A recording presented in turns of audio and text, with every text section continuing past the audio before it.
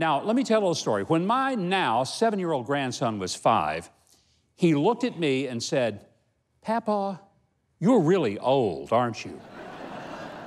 Now, his mother tried to explain that it really wasn't kind to say that, but it was an innocent and frankly accurate observation on his part. But let me tell you something, with age comes a frame of reference that I not only celebrate, but I'm grateful for.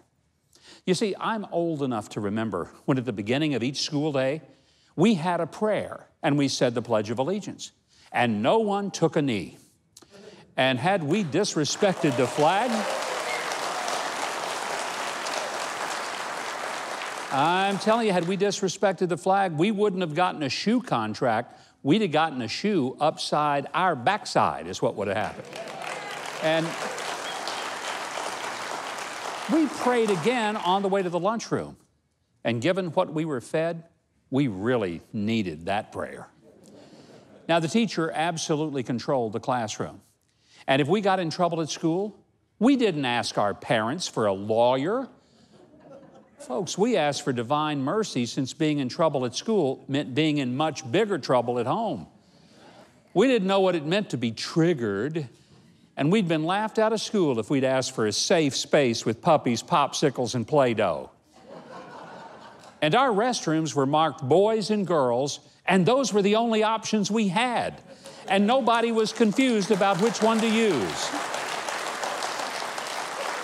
We said, yes, sir, and no, sir. Yes, ma'am, and no, ma'am. Please and thank you. We looked up to cops and soldiers. In fact, most of the playtime we had, we pretended to be cops and soldiers. We played with toy guns, but we knew the difference between make-believe and reality. As early as age 5, we had BB guns. By 7 or 8, we had pellet guns. And by 10, we had .22 rifles. We were drilled in the fundamentals of firearms. Treat all guns as loaded, never point at what you don't plan to shoot, never shoot at what you don't plan to kill, and never kill what you aren't planning to eat. So by high school, we kept higher-powered rifles in plain view in our vehicles on the school parking lot for either hunting before school or immediately after. It never occurred to any of us to shoot up the school. By the way, we knew the moon landing was truly an American event, and we celebrated the heck out of it. Now, many of us grew up poor, but proud. We didn't resent what other kids had, and we didn't think anybody owed us something for nothing. We were told if we wanted something, work for it. And if we didn't work for it, we must not have really wanted it. And by the way, if we used bad words, we ate soap for dinner. We not only went to church, we behaved in church, or we would experience just a little taste of hell right there in front of God and everyone. Oh yeah, we got spankings, or whoopings as we called them.